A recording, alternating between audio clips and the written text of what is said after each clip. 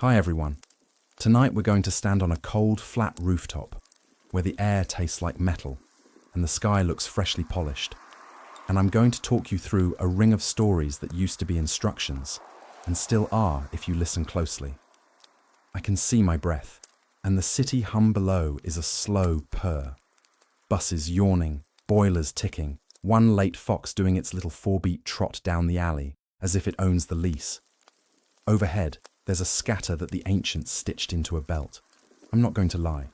If you try to cross that belt with nothing but wit and hope, you probably won't survive. So before you get comfortable, take a moment to like the video and subscribe, but only if you really like what I do here. And do me a favor, drop a comment with where you are and what time it is. I want to picture your sky too. Now, turn off the lights, maybe turn on the fan for some soothing noise, and let's get started tonight. I lean against the parapet and let my eyes adjust. First rule of old age wisdom: give darkness 10 honest minutes. Your eyes are lazier than you think. Street lamps argue with the stars, but even in this glow I can feel the familiar tug, that little upward ache. The Greeks had a word for fixing stories into these pricks of light: katasterism, like pinning a moth under glass, except the moth is a memory and the glass is the night. The academic debate, for those of you ready to pounce, runs roughly thus. Were these patterns a Babylonian export patched over with Greek intrigue, or an indigenous quilt sewn from sailors' needs and poets' bragging rights? I'll go with yes and. The chill rubs the edges off my thoughts until they sit neat. Aries is low and off to the east somewhere, biding its time. But before I go sign by sign, I should tell you what it feels like to stand under this thing as a mortal with a mortgage, not a hero with a bronze jawline. It feels like scrolling a very old feed where every post is a last stand, a rescue that arrives late, a vow that won't let go, or a tool given a crown.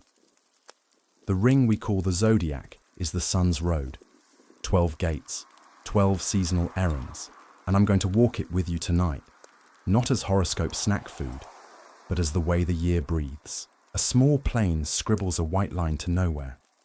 I imagine an ancient sailor in a bay off Chios, head tilted, measuring distance with an outstretched thumb, complaining about the same thin clouds we pretend are innocent. He had no push notifications, only wind and the shy logic of stars. Old age wisdom, fact number 2, never argue with a pilot who can find the teapot in Sagittarius on a bad night. That person understands consequences.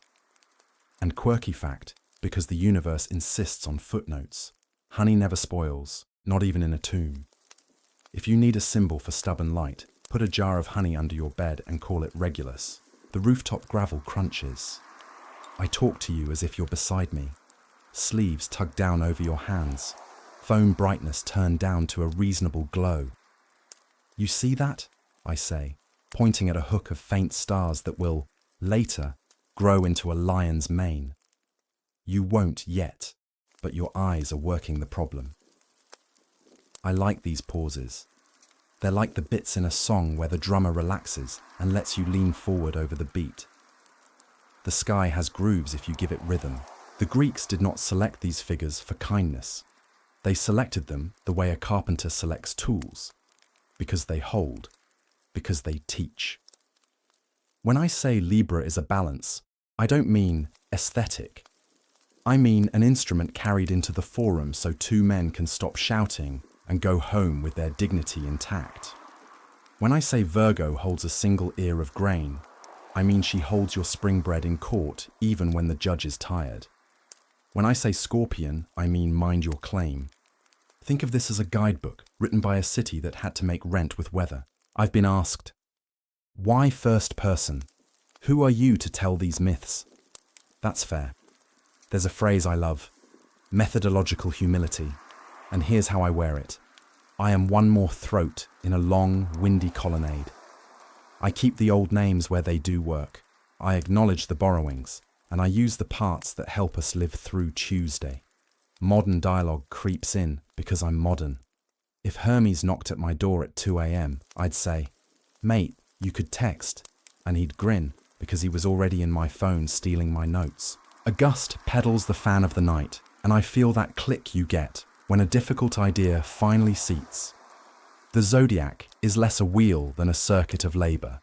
It begins with a leap, Aries, and runs through strength that becomes a gate, Taurus, through devotion that outlives breath, Gemini, and a faint hinge that holds heat, Cancer, into a lion whose patience outweighs his bite, Leo, and a maiden who will not fudge the measure, Virgo, then a tool, an actual tool, Libra, that says, bring your weight into the light.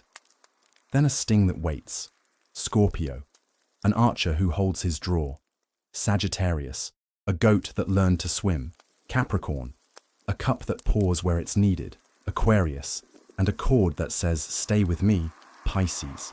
12 tasks, 12 reminders that a year is a craft, not a mood. Down in the street, someone laughs the shaggy laugh of a smoker and a door thumps. The city is in its own orbit, and I am in mine, counting how the night swaps custody between east and west. I tell you, partly to keep myself honest, that if you were hoping for fortune cookies, you're going to get recipes instead. That's another old age wisdom fact. Recipes outlast predictions because they put your hands to work. Make bread when Spica rides high. Mend rope when the sea-goat climbs. Balance the books when the scales rise at dusk. Yes, I know it's romantic. Yes, I also have spreadsheets. Let me park a tiny academic flair here. Whenever you hear me say a star name, Aldebaran, Antares, Sad al-Malik, you're hearing sedimentary language, layers from Babylonian, Greek, Arabic, Latin, each pressed down by traders and teachers. The debate over who owns the sky is, in my view, a category error. Ownership is not the point, stewardship is. I don't own this roof either. I'm borrowing it for the hour. The stars are public goods with private meanings. Don't worry, I'm still going to make 3 jokes per 1,000 words. I can multitask. For instance, if Capricorn were an app, it would nag you to defrost the freezer. The fan on your bedside table is probably purring by now, and I'll pretend that's the sea. The sea is always present in these tales, even on landlocked nights. It sloshes through the metaphors like a toddler with a sippy cup. Whenever things go wrong, somebody becomes a fish. Honestly, relatable. If my inbox were a monster, I'd also leap into the river and grow a tail. And just so you have a quirky detour to carry into your dreams, octopuses have 3 hearts. Make of that what you will when we meet the scorpion's single red one. I close my eyes for a beat and map the first leg of our walk. East to west across the ecliptic, spring to spring. We'll ride a ram, we'll hold a bull by the horn of a story and not let it drag us. We'll stand between twins and ask what we actually mean when we use the word brother. We'll thank a crab for showing up to a fight it couldn't win. We'll learn that courage sometimes looks like bending a cave to your will. We'll hold a single grain up to the light and call it law. We'll raise a beam and let it decide. We'll count to the sting. We'll draw and hold and drink and tie and begin again.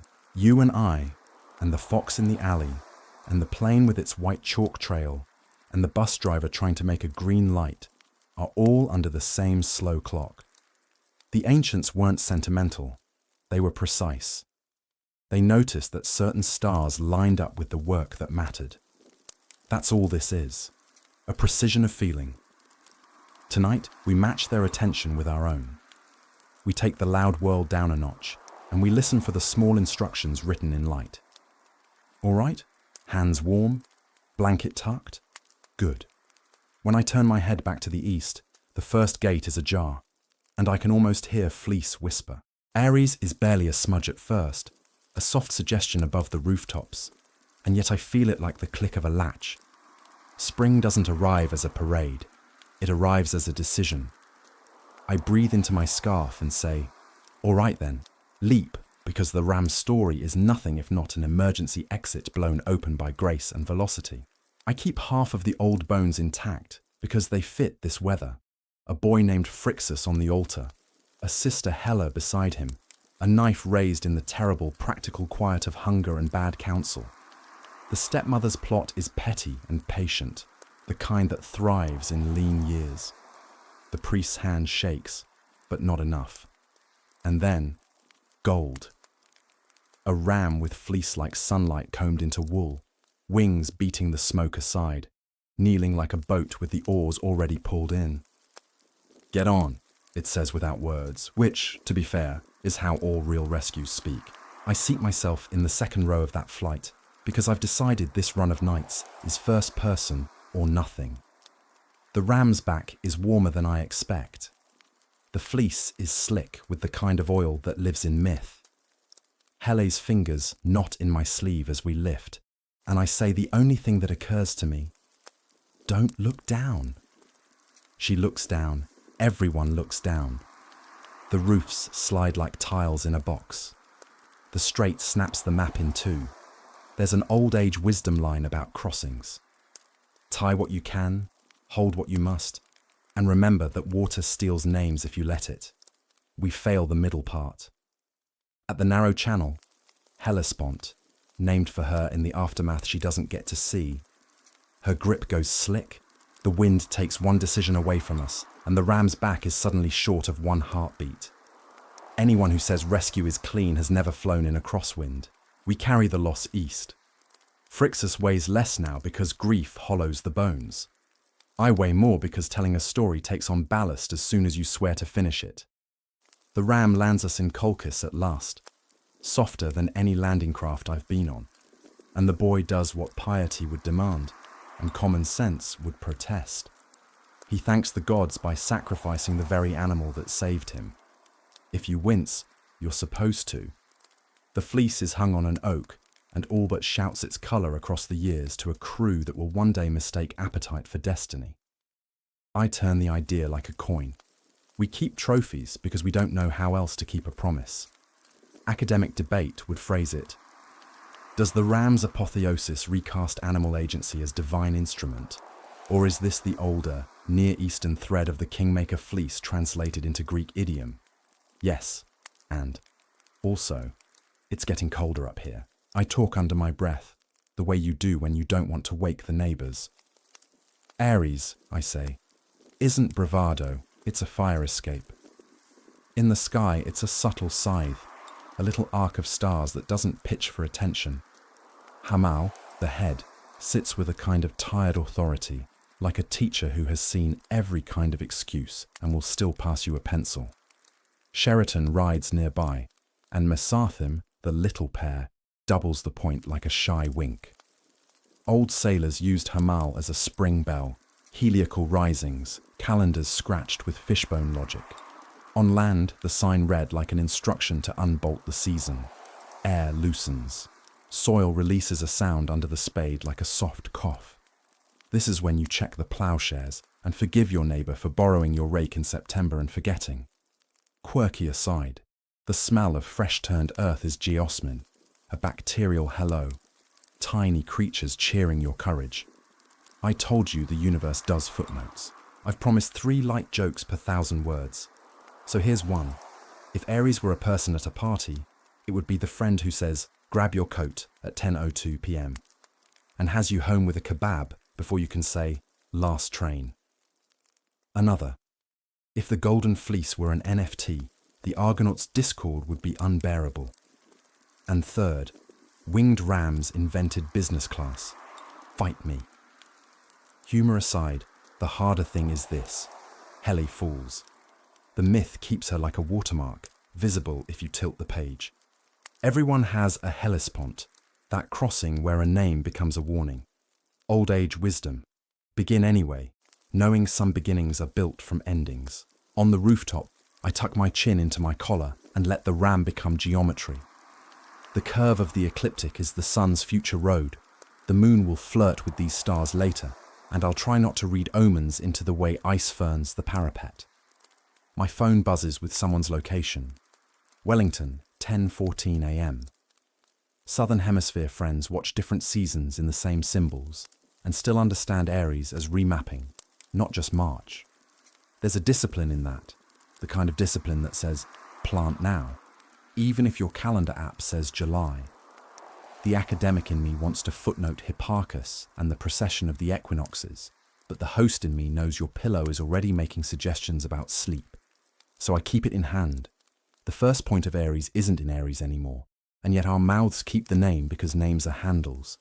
And who wants to remodel every cupboard at once? I wonder about Nephilim, the Cloud Mother, and how often she's left out of the retelling when the fleece is polished for Jason's arrival. A woman made to be a copy, then made to be a mother, then written out except for the ram she sends. If the Zodiac is a workshop, it includes a quiet corner for those who made the tool and didn't get the engraving. Old age wisdom. Fact. Keep a list of the helpers. Hermes will accept credit. The neighbor who lent you a ladder won't ask and still deserves a loaf. In my version, Nephil gets a private star that only women point out to each other and say, "There, her." The wind noses around my ears. I imagine the ram shrugging off the night and stepping into the sky with a sheep's practical grace. No speeches, just the sure-footed acceptance that sometimes the way out is up and the cost is counted later. I think about the knife lowered, the whisper of fleece by my cheek, the way Phrixus would have slept the first night after Colchis with his hands clenched even in his dreams. You don't unclench easily after the world has decided to test your tensile strength. If you've ever left a bad job in a hurry, you know the feel. If you've ever packed a bag at midnight and not looked back, you know the arc. What does Aries tell me to do on a Tuesday? It says, make the call, book the appointment, send the CV, tell the truth that will unstick the door. It says, choose rescue even if it bruises the shins of your plans. It says, you can honor the thing that saved you without keeping it alive forever. That's a hard one. We're sentimental animals, but sometimes the fleece belongs on the tree in the grove, shining as a reminder, not dragging behind you like a wet cape. Quirky fact to soften that. Sheep recognize human faces for years. If the ram could find me again, I think he would. He'd nudge my shoulder and say, in sheep, "All right, love, time to go." At the edge of the east, there's the faintest change, the way a room feels when someone you like has just walked in behind you. Aries has a small footprint and big consequences. It doesn't roar, it opens. I rub my palms together because the next gate is heavy with muscle and salt and will need our grip. For now, I hold the ram in my chest like a warm stone from a beach fire. Rescue is a practice. So is loss. The sky keeps both and asks us to learn the difference between keeping and clinging. Leap, it whispers, polite as a maître d'.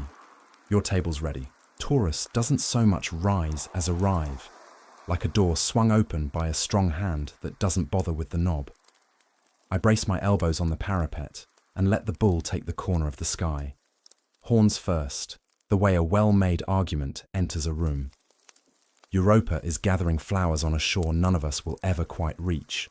Violets and myrtle, a little basket that squeaks in the reeds, and Zeus, who ought to know better, decides to become a white bull with the kind of stillness that makes wary people forget their wariness. I don't condone the method, but myths aren't law courts, they're evidence bags. He lowers his head and breathes like a bellows. She laughs, because beauty like that makes people silly, and climbs up. Then the tide lifts into action. Sand cold, surf in the knees, then the long shoulder roll of open water.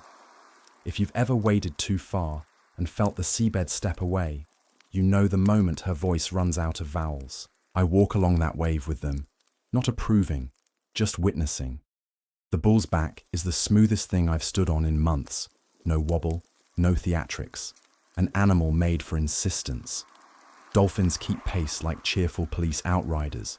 Europa's garland loosens and slips into the sea, tangling a poor fish in a loop of daisies.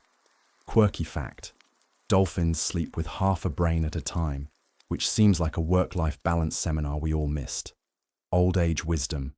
Never trust a calm surface without checking the current. She lands in Crete, with salt in her hair and a future in her belly, Minos among others, and the story branches. Ritual bull leaping, a labyrinth, a queen with a dangerous wish. The bull in the sky takes all that input and distills it to a single posture. Head lowered, shoulder set, not violent, but inarguable. If you want to learn Taurus as a practical map, you start with Aldebaran, a warm, stubborn ember at the bull's eye, and then you sweep to the Hyades, a V of stars like a slingshot pulled to the limit. Higher up, the Pleiades, 7 sisters, or 6 if the night is busy with damp, shiver like a small handful of ice. Sailors measured their season by those clusters. Farmers kept a weather eye on them at dawn. If you can count the Pleiades with the naked eye, an old fisherman told me once in Marseille, you'll make harbour before the squall. Academic debate note: scholars still wrangle over whether the Greek Taurus overlays a much older Near Eastern gate of the year, Babylon's bull of heaven, carried west with star law. I find the continuity comforting.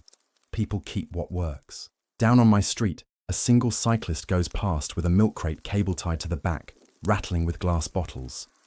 It makes me think of the Cretan bull in Heracles' Labours, the way he held the thing by the horns and persuaded it into being caught. There's a line between force and guidance, and Taurus is where you learn how to walk it without being thrown. 3 light jokes to keep your shoulders loose. 1. If Taurus were a kitchen tool, it would be a stand mixer. Heavy, reliable, and liable to walk off the counter if you don't keep a hand on it. 2. If the Pleiades had a group chat, it would be called We Left Before Midnight. 3.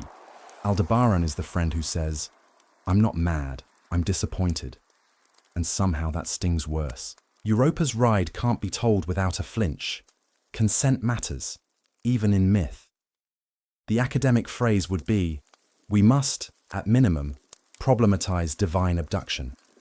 Yes, and we can also read the older, pre-Olympian animal holiness that keeps poking through. Bulls anchored economies, rituals, calendars. To set a bull in the sky is to say, we know strength when we see it, and we know what we owe it. Old age wisdom. Feed the power that feeds you, or it will find another field.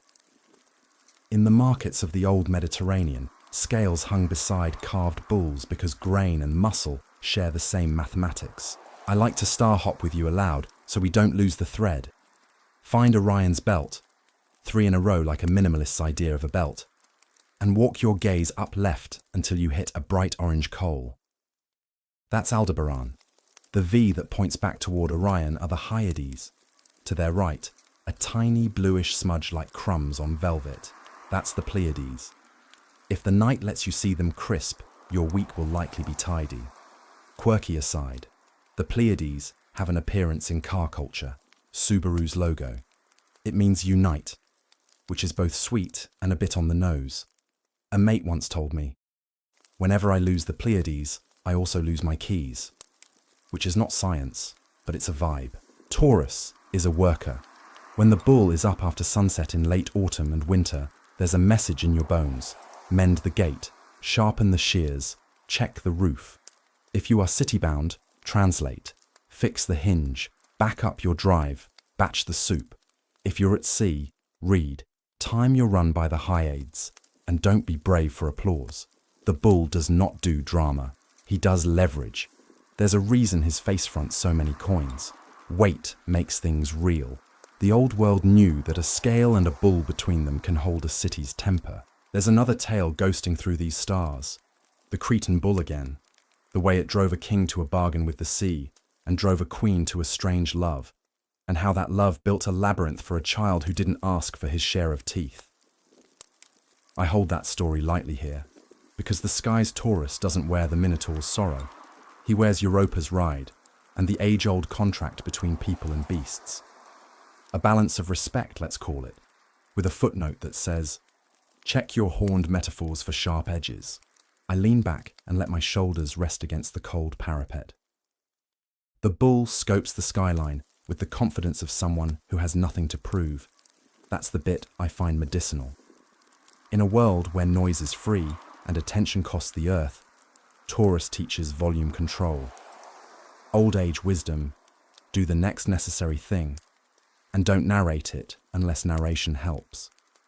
Also, And this is trivial, but true. Cows have best friends and get stressed when separated. Strength has tenderness nested inside it, which is the kind of sentence I'd normally say for Leo, but will allow it here. If you're on a beach tonight, try this. Line up the Hyades so their V points down at the black line of the water and listen to the small chop on the shingle. Somewhere inside that white noise is the beat that turned oars into a chorus. Somewhere overhead, a bull takes a step and refuses to hurry. If Aries is the exit sign, Taurus is the hinge that holds the door steady once you push. You feel that in your jaw, don't you? The clench, easing. Strength, used properly, is quiet. It lets other things get done. I picture Europa years later, settling a child and setting a table, the way survivors do, turning a hard crossing into a set of habits that keep rooms warm. Maybe she watered a pot of herbs against a Cretan window and watched the goats pick their way up a basalt path. And maybe she looked up and saw the bull in the sky, and all the names she'd learned for it, none of them hers, blurred. And she said, like a woman making peace with what she can, "Right, that's you, and this is mine." Then she checked the bread and fed the child, and the gods, being bad at domestic scenes, looked away. The bull stayed. He's still here, head lowered, not to charge, but to show the way a season holds. Gemini doesn't blink into being so much as tap my shoulder like an old friend arriving late and unapologetic, carrying chips.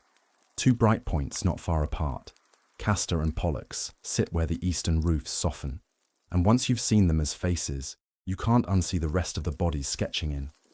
I have time to say their names aloud, because names are how we keep people present. Castor, I tell the left-hand light, you are mortal and precise. Pollux, I nod to the right, you punch above your weight and don't die when you should. The tail, even stripped to essentials, refuses to be tidy. Two brothers, one with a pulse that ends, one with a pulse that won't. A quarrel over pride and women, the kind that spreads like oil on a floor, ends in blood and absence. Pollux does the most undramatic brave thing I know. He asks to share what he has too much of. "Split my days," he says up Olympus, like a lad offering to split a taxi when he's already home. And the gods, for once, understand the assignment. I stand with them in that rhythm, day on, day off, the worst rota ever devised, and I can feel the drag of it in my shoulders.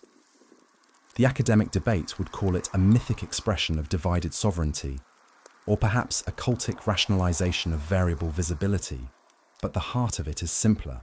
Loyalty is a habit, not a mood. Sailors knew this before philosophers wrote it down.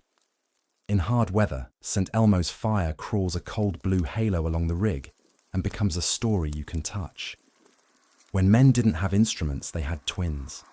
It's not nothing to raise a hand to a pair of lights and say, "All right, lads, one more wave, and then we row." As a star map, Gemini is generous. The twin heads are bright and honest. Draw lines down to find shoulders, waists, a spread of legs like two figures about to hop a low wall in step. Between them and the white blaze of Procyon and the louder king dog Sirius, the winter sky feels crowded, like a party where everyone you need is here. Old age wisdom, in storms, pair the experienced with the new. That's as true at sea as it is in any office with a terrifying espresso machine. Quirky aside. Octopus again, forgive me. Scientists think they dream, and their skin plays those dreams out in color. Imagine a ship's lantern flickering through that. Gemini would approve of creatures that multitask. I talk to Pollux because everyone does. "You punch the Boxer King and then help tie down the tarpaulins," I say, and I swear the brighter star warms by a watt. But I spare a word for Castor too, the horseman, the one who knows reins and knots, and the way a mount will try to shy from a wave that means no harm. Her cults made room for both, fists and fingers, gallantry and harness. The Dioscuri had seats laid out at feasts, the Theoxenia, empty places meant for honored guests who might drop in. That's a practice I like. Leave space at your table for the help you can't schedule. Old age wisdom. Loyalty survives when made into habit and ceremony. not kept in the cupboard marked emergency. I make the required jokes, because if you keep a straight face too long, the sky starts copying you. 1. If Gemini were a calendar app, it would sync across devices without asking, and then text, "Got your back." 2. If Castor and Pollux were gym partners, one would spot the other and still log both sets. 3. Their group chat is named "We Alternate, We Don't Vacillate," which is a terrible joke, but I'm only human. A bus yawns below my roof as if impersonating Zeus mid-lecture. I accept the ambience. The academic phrase "contested provenance" floats up, because Rome loved these two almost more than Greece did. A temple to Castor and Pollux in the Forum, equestrian parades, coins that make the twins trot forever beneath imperial names. The story travelled clean because it has a civic flavour. Put simply, the line holds when men keep faith in pairs. A city that praises that will survive idiot kings and heavy winters better than one that celebrates lone geniuses and hot takes. You can feel the policy note in that, can't you? Gemini would probably commission a report and then turn up on the quayside with blankets. I've always loved the part where they show up in lightning to steady a mast. The mind gives that image to itself when it's tired. Blue along wood, a flicker that doesn't burn. "We're here," the sky says in a language you don't need to study. Old age wisdom. Teach your eye where comfort lives in your own firmament. Maybe it's 2 stars. Maybe it's a kettle warming. Maybe it's the sound of someone in the kitchen at 7 a.m. before your alarm. The twins are daily bread disguised as myth, which is to say, they show up and they keep showing up, which is what love is when you scrape the poetry off. From a practical sky point of view, Gemini climbs in late winter evenings, sits high by midnight, and lingers in the west as spring comes on. It's planting and mending time, crew assembling time, contract checking time. That's not romantic, that's survival. If you want to star hop, here's a trick. Draw a line from bright Capella in Auriga, down through the twins' heads, and then onward toward Procyon. You've just sketched a bridge across cold air. Quirky aside, St. Elmo picked up his patronage for sailors because he didn't run when storms did their worst. Patronage should follow reliability, not marketing. I lean my cheek on my sleeve and think about brothers who are not brothers, friends who share days and take shifts at grief. The myth insists on a cost. Castor falls, Pollux bargains, but the sky, generous as ever, lets them stand side by side without scars. That's how memory works when it's gentle. It edits. The Dioscuri still have a foot in the underworld on alternate days, and I like that. It makes their kindness practical. They know what dark smells like. They don't preach about it. They bring a light. If you're listening in a place with clouds tonight, do the twin trick indoors. Sit 2 chairs side by side in your kitchen and pour 2 mugs of something that won't keep you awake. One's for you, one's for the person you call when the car won't start and your courage is on one line. If they're asleep, fine. Let the steam be the presence. That's a kind of theoxenia too. Gemini always makes room. When the cloud lifts, go back outside and find those 2 points again. And if a little blue crawls on a lamppost in drizzle, don't be frightened. It's just the world saying, as politely as it can manage, stay together. By the time Cancer edges up, the night has thinned into that glassy stillness that makes distant trains sound intimate. It doesn't announce itself. It creeps sideways as promised, and I have to soften my gaze to catch the faint scatter that the poets called a crab. After the twins' bright confidence, this feels like a whisper you only hear if you lean in, which is, frankly, the point. Not every hinge in a door is brass and brag. Some are a smear of grease that keeps the whole thing from screaming. I tilt my head and look for a pale blur between 2 dim pricks. The manger, praesepe, a tiny cloud you can mistake for city glow if you don't show it respect. Old age wisdom. The quiet signs hold the house up. The old story walks out of the marsh at Lerna, where the air has a sour edge, and the reeds make a sound like paper being folded and unfolded by a patient hand. Heracles is there, doing what he does, swinging a club at a problem that keeps multiplying heads when you cut one off. Iolaus brings fire to seal what strength opens. It is not glamorous work. It is methods set on repeat. And then Hera, who keeps a ledger on this man, sends a crab to bite his ankle. That's it. No roaring monster, no flashy fatality, just a clamp where it hurts, a distraction with purpose. He crushes it. The labor goes on. Hera, who notices obedience as well as victory, lifts the crab into stars. The academic debate calls this an apotheosis of service, a minor catasterism. I call it a mercy for anyone who has ever done a small job in a big room and wanted to know if it counted. On the roof, the air runs a finger over the back of my neck, and I hug myself in my coat and star hop the old-fashioned way. Draw a line from Pollux down past a faint triangle that suggests a back, and in between Gemini and Leo, there's a dim square of sky that looks empty until you soften your focus, and there, Praesep. The beehive, some call it now. And if you have binoculars handy, you'll see it break into a spill of tiny lights like sugar tossed on slate.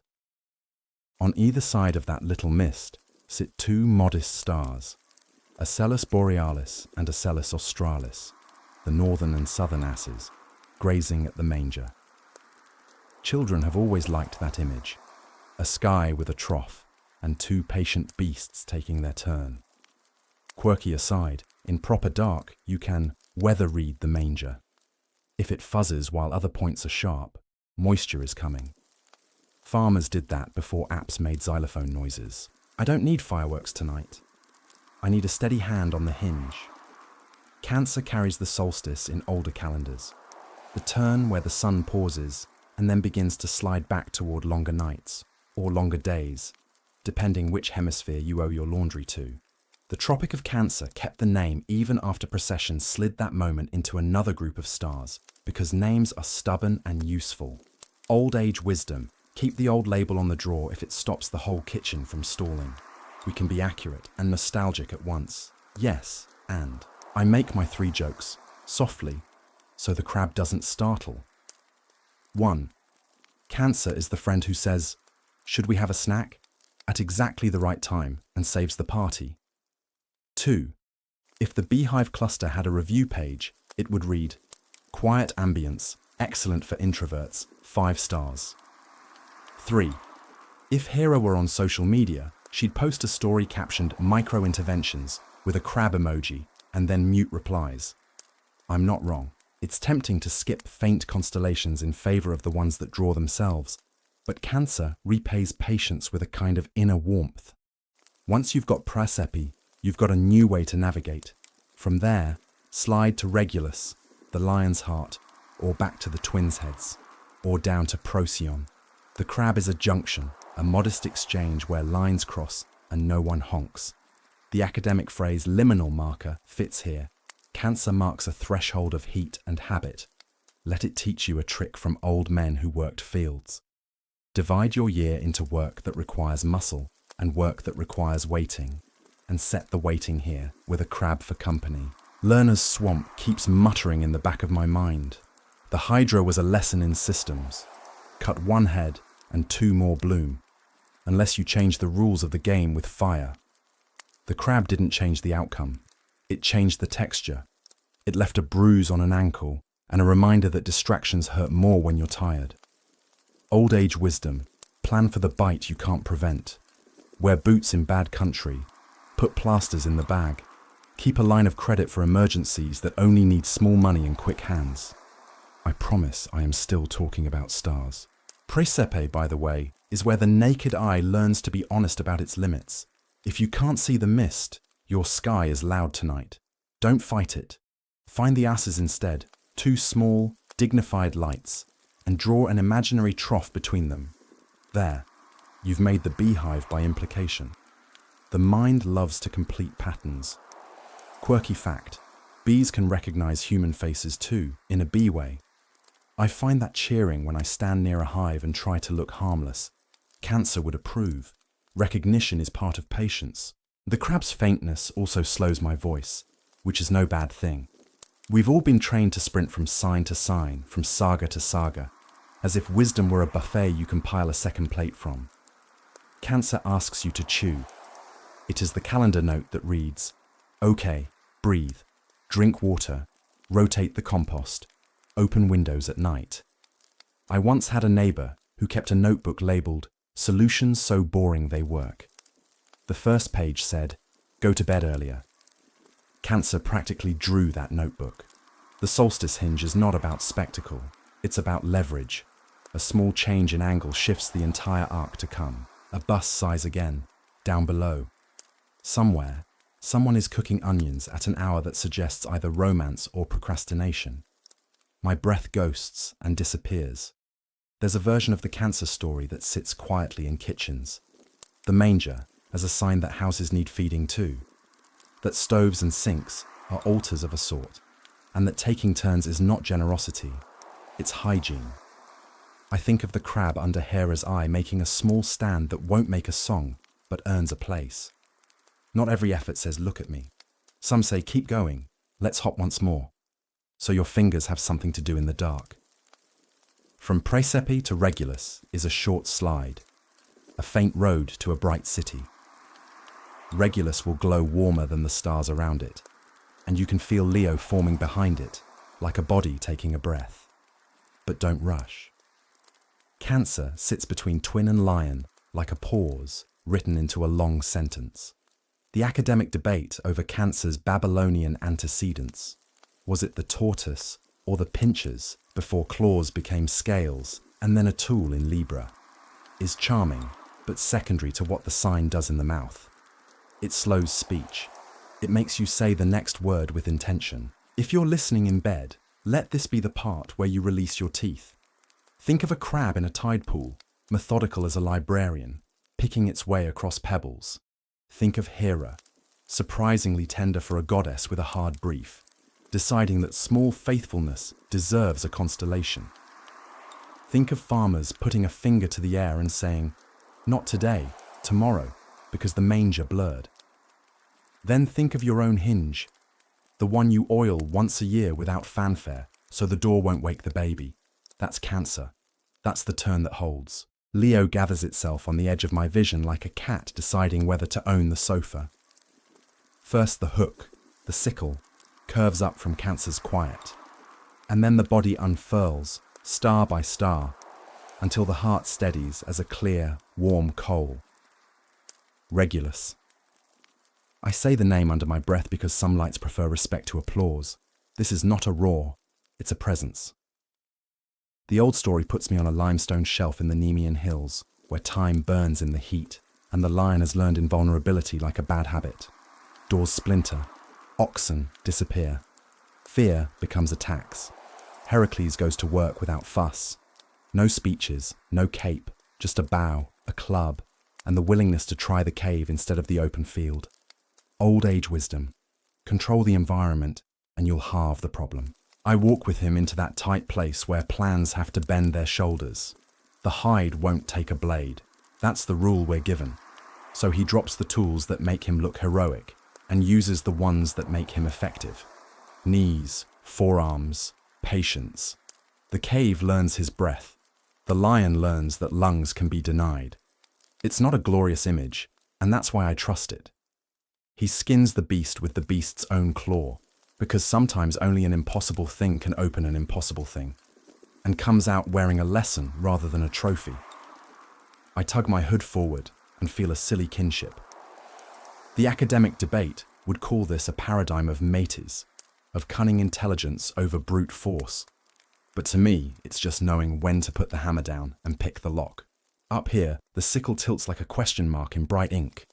The head and mane are written in that hook. Then comes a run of points for spine and haunches, ending in denebula, the tail, a cool little bead that says, "And that's enough." Regulus holds the center with a small sovereign glow. Star-hopping tip. From Praesepe, glide right to the first bright bead.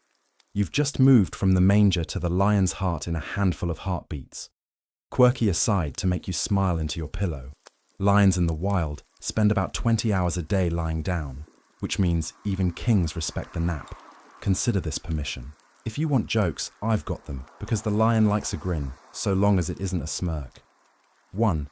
If Leo were a kitchen appliance, it'd be the oven. Don't slam doors around it unless you enjoy flat cakes. 2. Regulus is that friend who never raises their voice, but somehow ends the argument by standing up. 3. The sickle is the original new fringe, new me, which is a terrible haircut joke, and I regret nothing. Back on the ground, my city shifts into a quieter gear. Somewhere a fox explores a wheelie bin with monarchic entitlement. Even garbage knights have their thrones. There's a counter-story I keep on a shelf in my head. Eurystheus, the bureaucrat king, hearing what Heracles has done and ducking into a storage jar to issue memos from inside. Power without courage loves a container. Leo would laugh softly at that and keep walking. Old age wisdom. True strength does not need constant display. It needs correct application. The Nemean hide becomes a garment that ends boasts before they begin. The image replicates itself across centuries. On coins, in mosaics, over bathhouse floors where water turns tesserae into moving muscle. We wear what we've learned to endure. From a seasonal point of view, Leo is hot brick and cicada grit, and work done early with water stashed in the shade. When the sickle climbs high, vintners sweep presses and count jars. Shepherds push flocks to higher pasture and learn the shapes of shade on familiar hills. In town, people pull shutters and keep arguments short. Regulus crosses the meridian at decent hours in late summer. That's your cue to practice patience as strategy.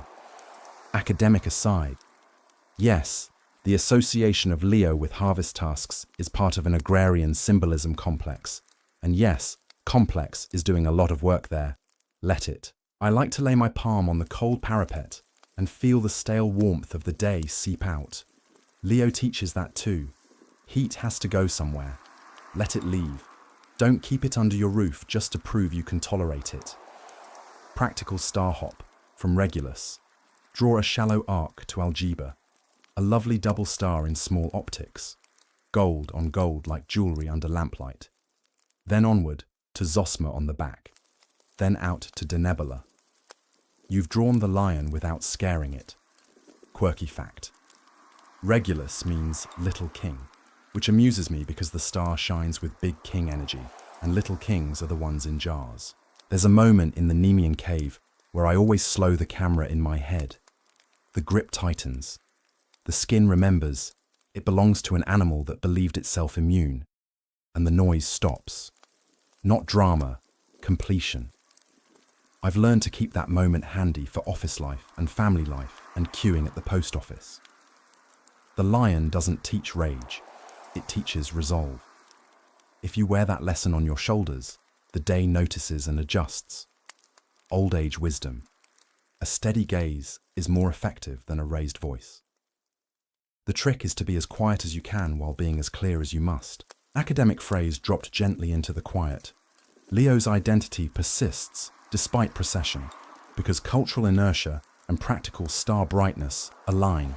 Change the calendar, and people will still look up at the obvious outline and say, lion, because semantics follow salience. Translation, big, bright cat wins, but big, bright cat also sits. I'm fond of the way Leo crouches, paws planted, ready to move but choosing not to. It's the post-labor posture. After the cave, you don't swagger. You rest, you assess, you plan. Let's tuck in our 3 more light lines, as per the unspoken pact. 1. Leo at parties promises to just pop in and leaves 5 hours later after fixing your shelf and diplomatically ending 2 feuds. 2. Denebula is basically the star that says, don't forget to hydrate, by existing at the cool end of the animal. 3. If the sickle could talk, it would say, trim back pride before it goes to seed. Yes, that one's borderline dad joke. The lion approves of dads who bring cold grapes to heat-fuddled children. The night slides a degree darker. I can smell damp mortar and last week's rain baked out of the rooftops. Regulus holds so calmly, it makes my ribs loosen. If you're listening with the fan on, let it be the cave breathing out and in, regulating temperature so you can sleep. Think of the hide you've earned. No, not the rewards you flash, but the knowledge that lets you keep your hands steady. Consider the way you learned to use your opponent's tool to open the problem. Remember that mastery is quiet. Kings who know what they're doing keep their counsels short and their water jugs full.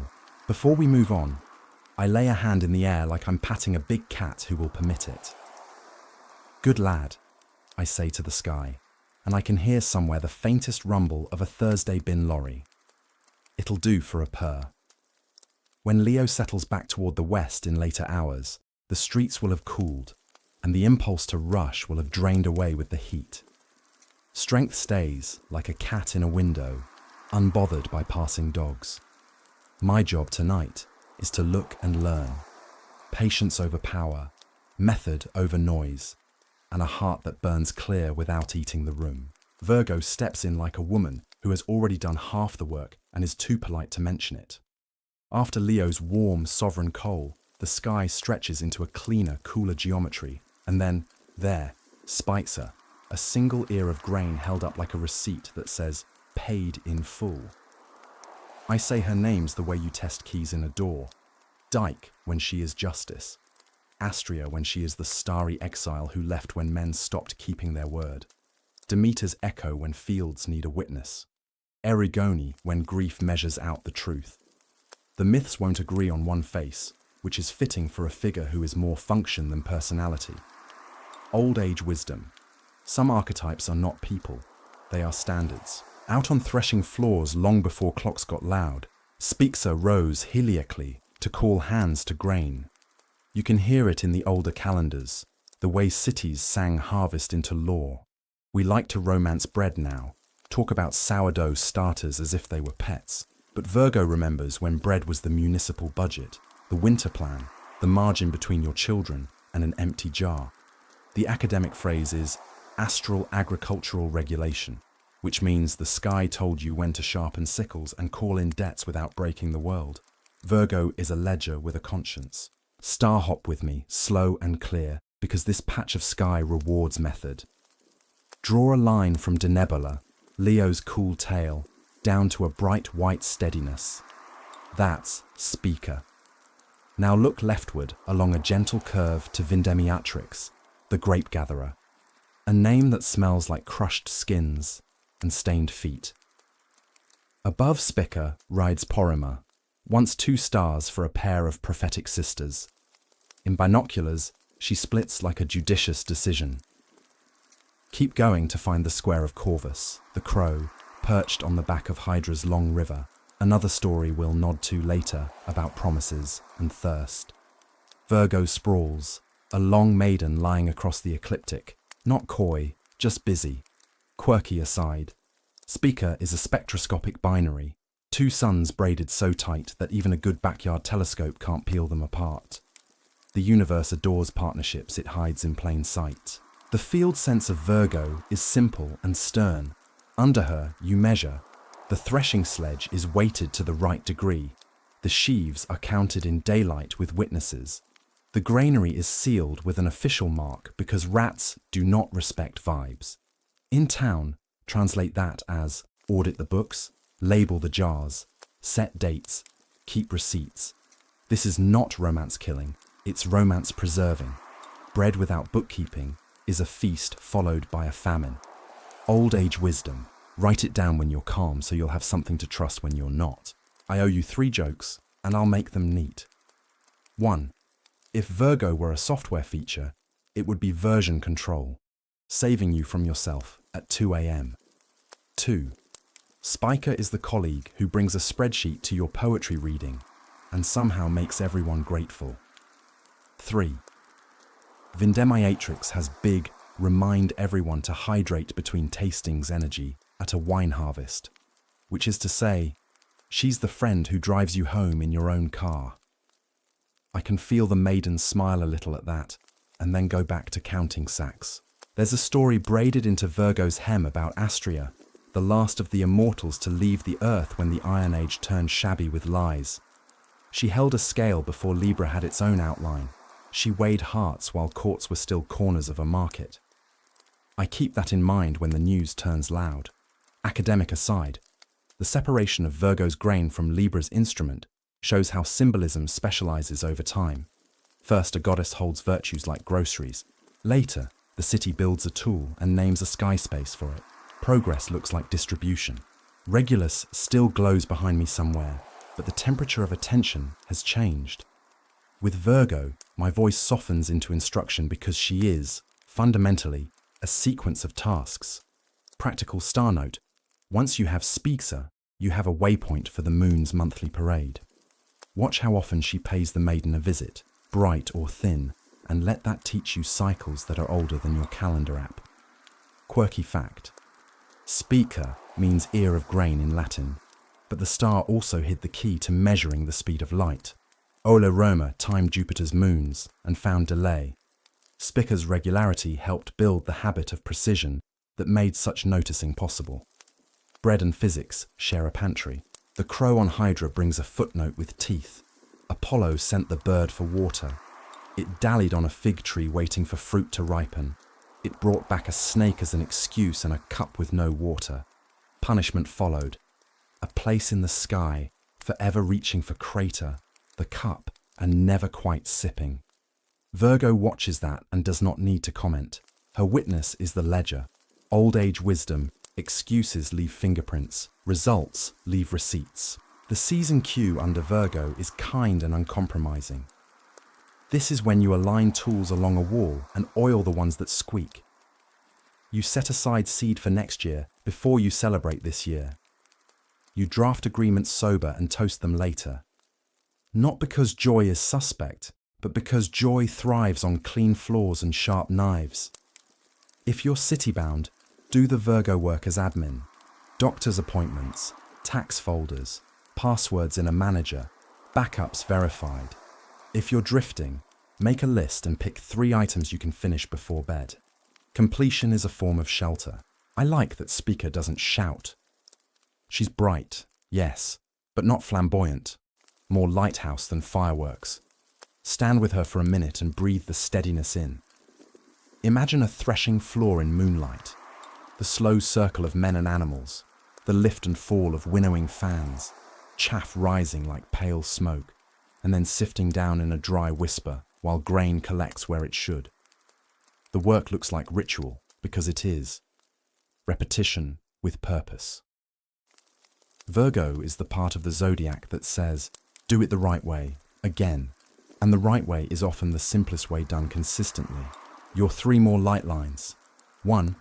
If Virgo ran a party, the bin bags would be arranged by recycling code, and you would feel so loved you'd comply without complaint. 2. Parima's double reminds you that foresight loves a second opinion. 3.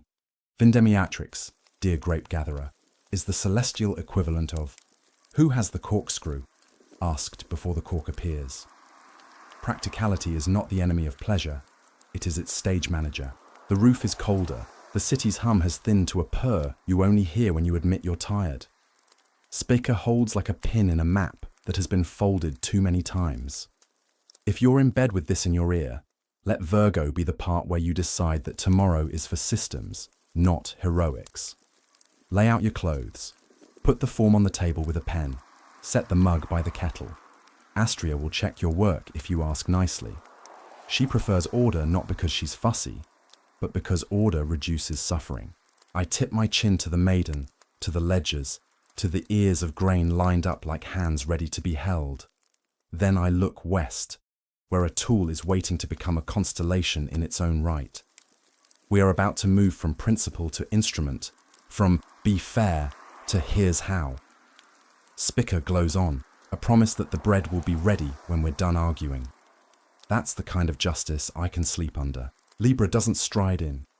It's brought out and set down, the way you carry a cherished tool from a shelf and clear a space for it on the table.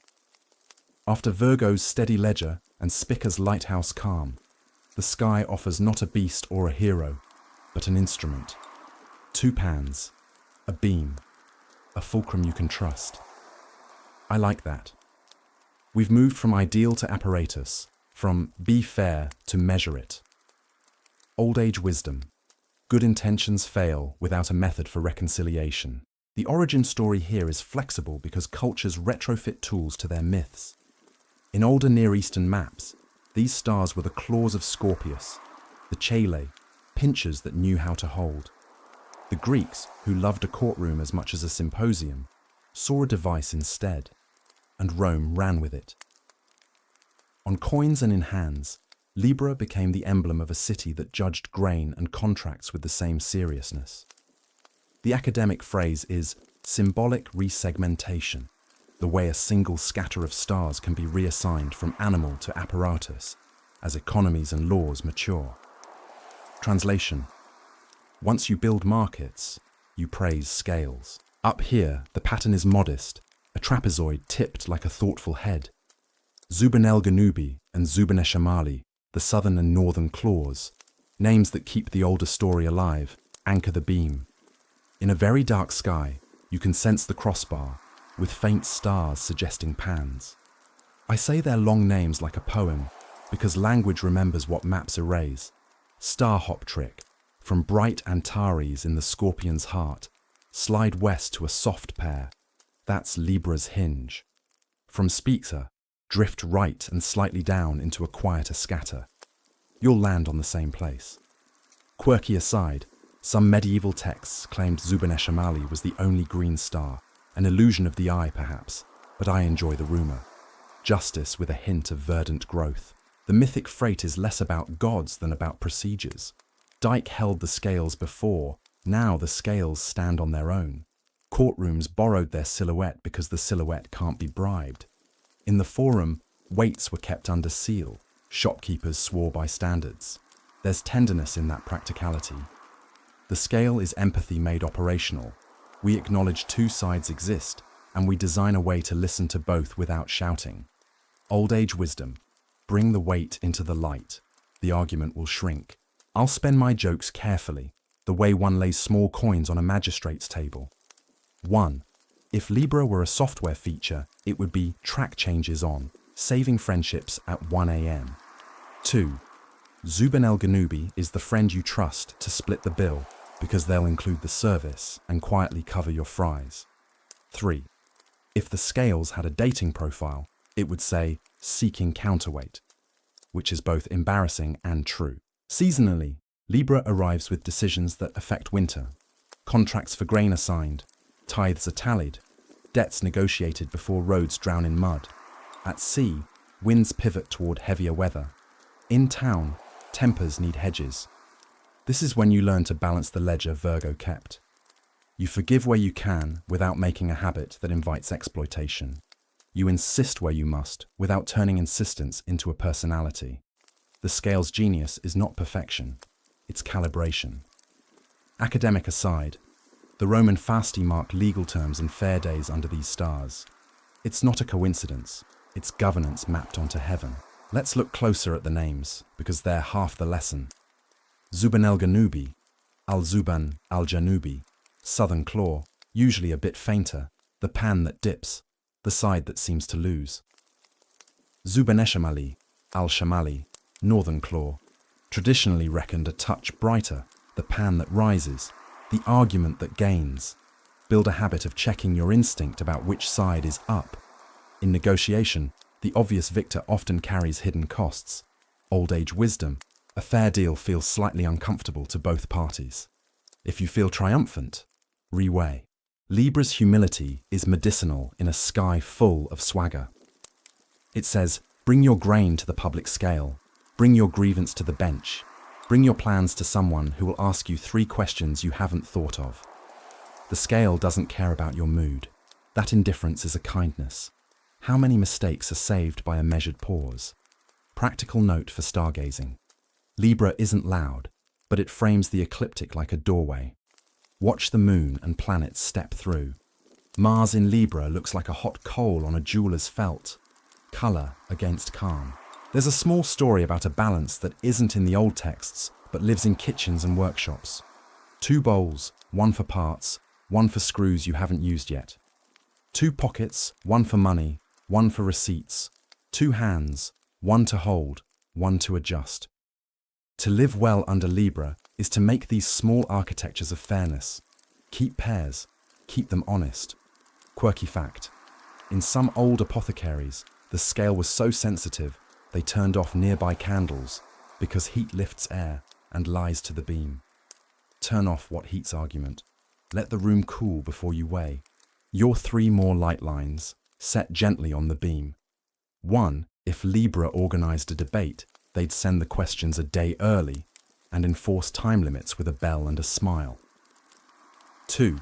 Zubaneshamali whispers, round up the tip, while Zubanelganubi whispers, check that the waiter's pay isn't tips only. Both are ethics. 3. The invisible fulcrum in the middle is the part of you that doesn't post. Cultivate it.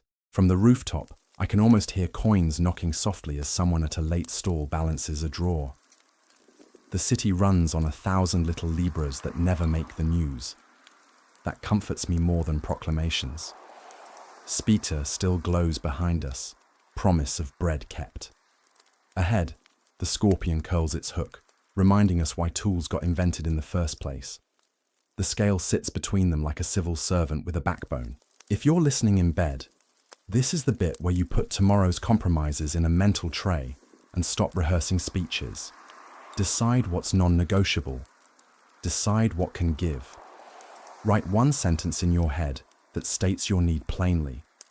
The scale asks for clarity, not charm. Justice here is less about victory than about equilibrium that lets everybody get back to work. I tilt my hand in the air as if testing the weight of a pear at a market. The beam steadies. The night accepts the adjustment without drama. That's the grace of Libra. Balance achieved is boring by design, and boredom is a form of safety we forget to bless. Behind my breath, the scorpion gathers its red thought. We'll go there next, but not yet.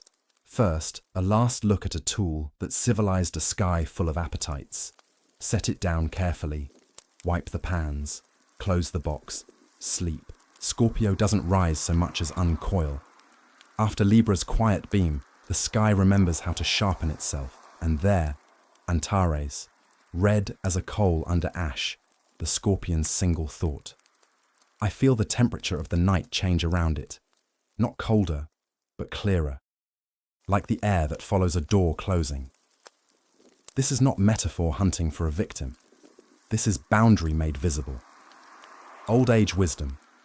When a sign says, mind your claim, mind it. Stories tangle here because scorpions have a way of turning up when pride needs a counterweight. Orion bragged that no beast could best him. A scorpion answered the boast. Gods arranged the sky so hunter and stinger chase one another forever without catching. That's one line. Another slips in from deserts and riverlands older than Greek, where the scorpion stands guard at gates you don't cross without payment. In the Epic of Gilgamesh, scorpion people keep dawn and dusk like porters with stings. I keep both in my pocket when I look up, the rebuke to swagger and the posted sentinel at the world's hinge. On the roof, I draw the curve with a fingertip. Start at Antares, the heart, ruddy and breathing. If Mars is nearby, the old confusion hums. 2 red lights, 1 planet, 1 star, once mistaken as rivals. Slide down to Shaula and Laysath, the sting, as a paired prong that feels like punctuation. This sentence ends here. Follow the long body back up through a graceful arc of points. Under a dark sky, Scorpio is brazen and elegant, a neon sign from antiquity. Star hop trick. From the teapot of Sagittarius, yes, we'll pour that soon, tip the spout. The steam rises toward Antares. Quirky aside, Antares is a supergiant so large that if you put it where our sun is, it would swallow the orbits out to somewhere near Mars. Red light is not always gentle. Heracles wanders through this patch too. One version hands him the scorpion as an accessory to the Hydra fight, a pinching interference we half met under Cancer.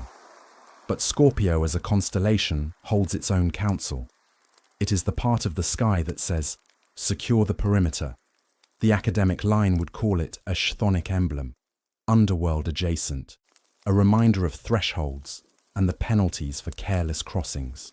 Translation, lock the gate, then go to bed.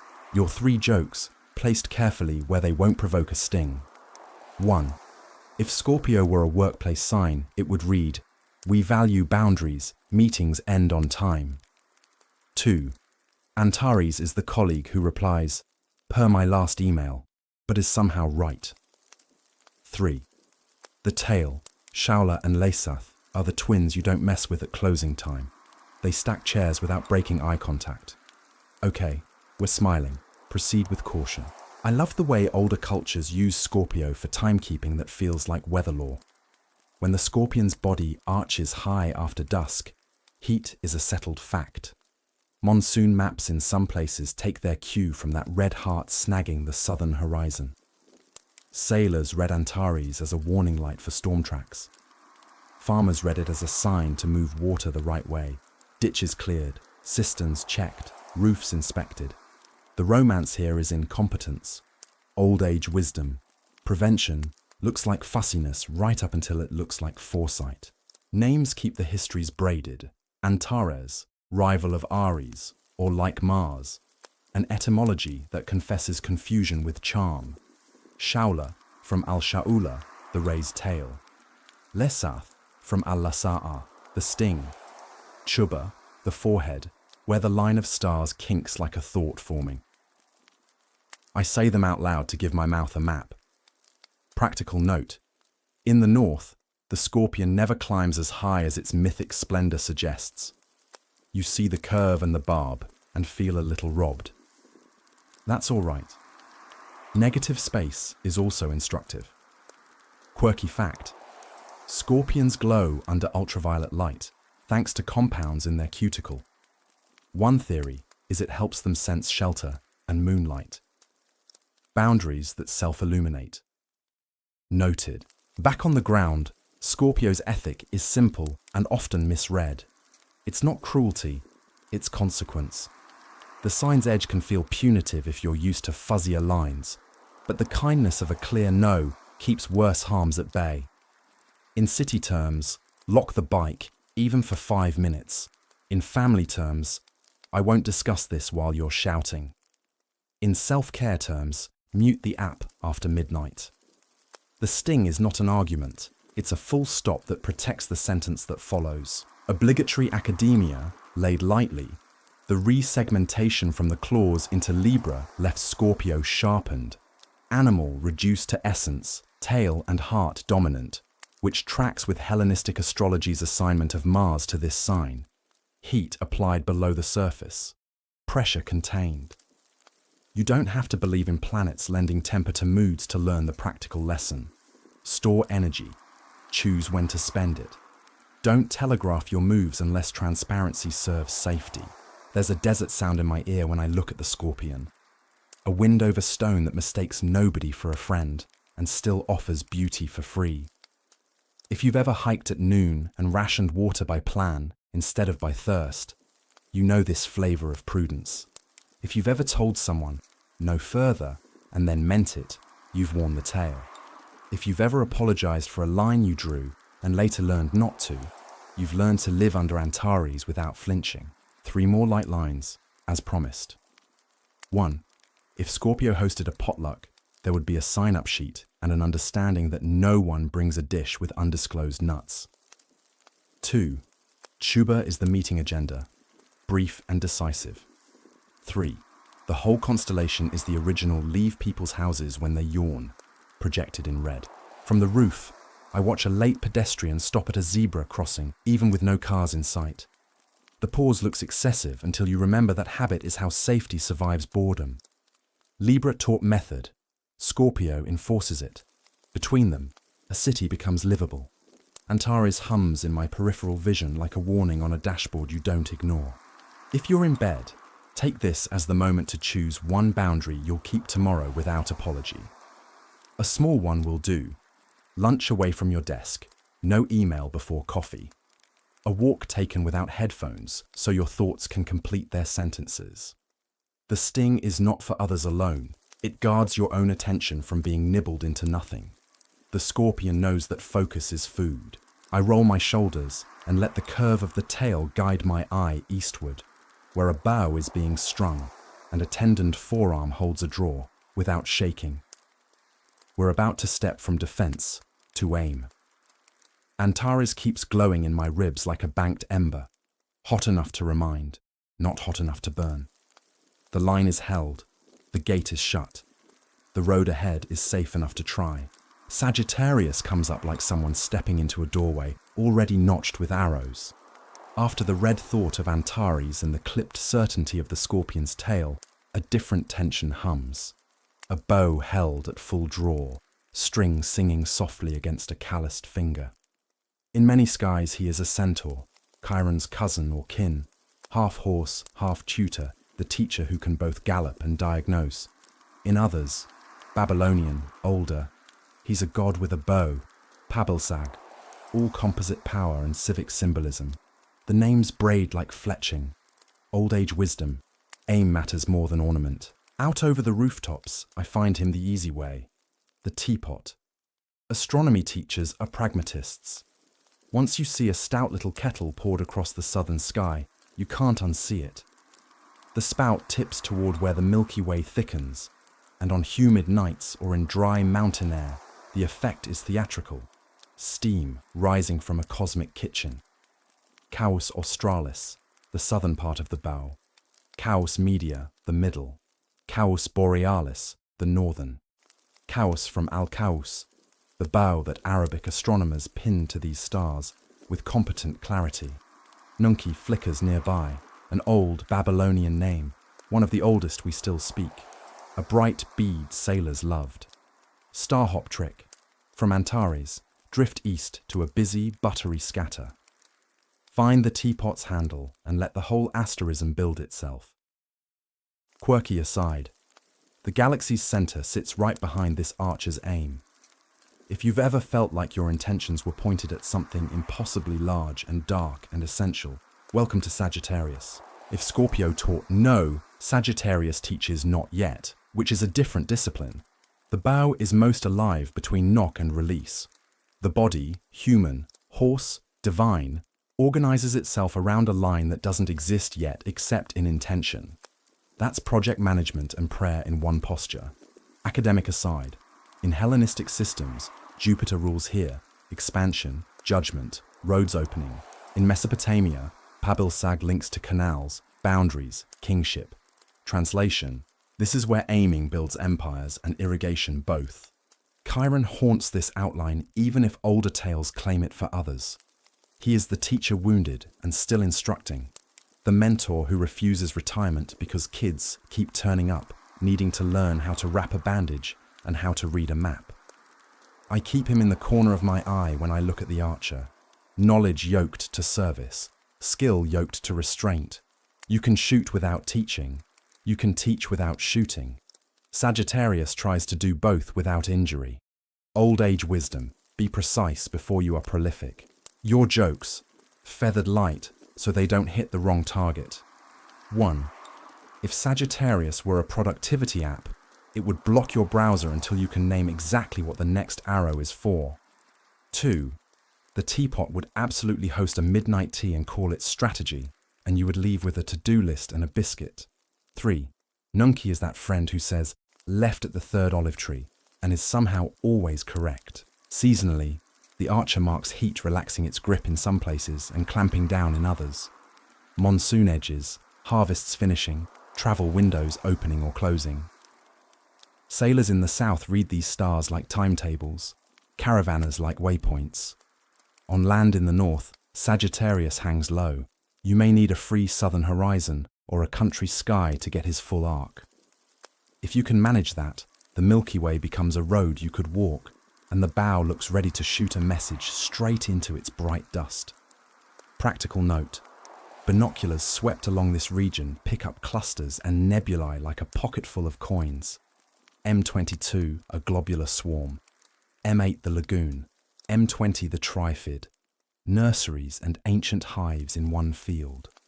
Quirky fact: astronomers call the black hole at our galaxy's heart Sagittarius A. The asterisk feels like the universe leaving itself a footnote. Aim has manners here. The archer does not loose without checking the backstop. Boundary from Scorpio bleeds forward as safety. If you've ever prepped a presentation and cut slides that only made you feel clever, you've drawn the bow and decided not to waste arrows. If you've ever postponed a conversation until both people had slept, you've honored not yet without calling it fear. Old age wisdom. The right moment isn't an accident. It's a product of readiness, meeting conditions you can partly control. Names again, because we taste history when we say them. Kaus, the bow's arc. Al-Nasl or Nushaba, the arrowhead, pointing toward that bright milk. Askela, the armpit, which is both mundane and perfect. Strength lives in unglamorous joints. Nunki, possibly princely city, a Sumerian whisper slipping past Greek gloss. I like that the archer's lexicon is anatomical and municipal, body and state. It tells you where this myth worked, in training grounds and councils. 3 more light lines, since we're keeping count like Virgo trained us to. 1. If Sagittarius planned your trip, there would be snacks packed, petrol calculated, and a playlist titled Ballads for Good Decisions. 2. The teapot pours where you're looking. Your attention is the saucer. 3. Caus Borealis is the friend who says, breathe out right before you take the shot, and your shoulders drop an inch you didn't know they were holding. Down below, a moped whispers past like a mosquito with a mortgage. On the horizon, light domes over supermarket car parks mimic low nebulae. I squint and go back to the bow. The thing about drawing is that your hands learn a length of time that words can't hold. Archers count in muscles, not seconds. Writers, surgeons, bakers, all the same. Your body learns the beat between readiness and action. Sagittarius is that beat made visible. Academic note left like a pencil behind your ear.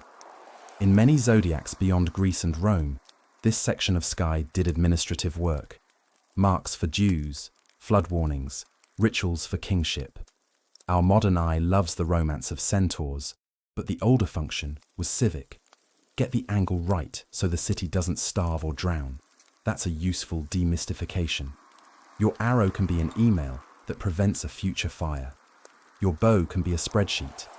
If you're in bed, make one small aim before sleep. Not a wish, not a vow, an aim. Tomorrow I'll call the dentist. Tomorrow I'll write 3 lines. Tomorrow I'll ask for the extension before it's urgent.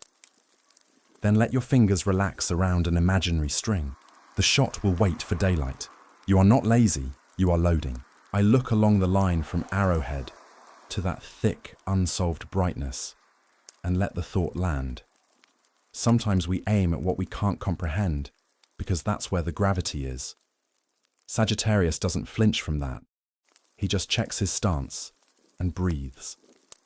Antares smoulders back along the road behind us. The gate we closed. Ahead, a sea goat noses at a cliff edge, ready to climb and swim with equal stubbornness. For now, hold. Let the bow hum. The moment before release is also a kind of arrival. Capricorn arrives like a problem solver in work boots, who also keeps a tide table in their back pocket. After the archer's long breath, there's a shift from trajectory to terrain. The horizon becomes practical again. Stone, ledge, surf. And out of that mixed country comes the creature I trust more than I understand. A sea goat. Front half sure-footed on scree, back half a coil that knows currents by heart. Old age wisdom.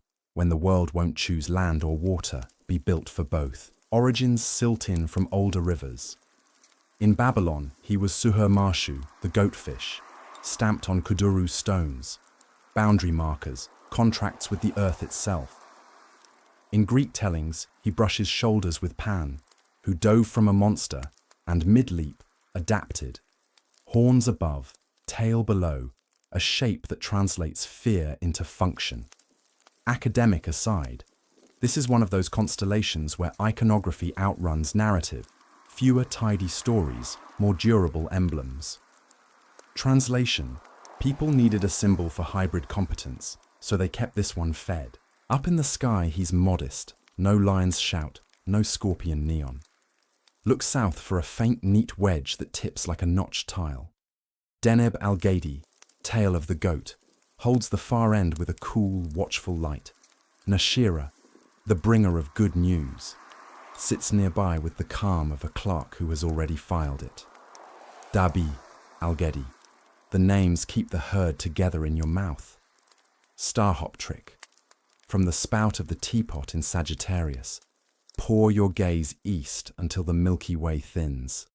A small, tidy chevron will catch your eye low over a clean horizon. Quirky aside. Deneb Algedi is a variable star with companions. Its brightness changes a little. Practical magic for a sign about balancing change with structure. Seasonally, Capricorn sits on a hinge so important we kept its name after the hinge moved. The Tropic of Capricorn marked the sun's highest point for southern lands when maps were younger.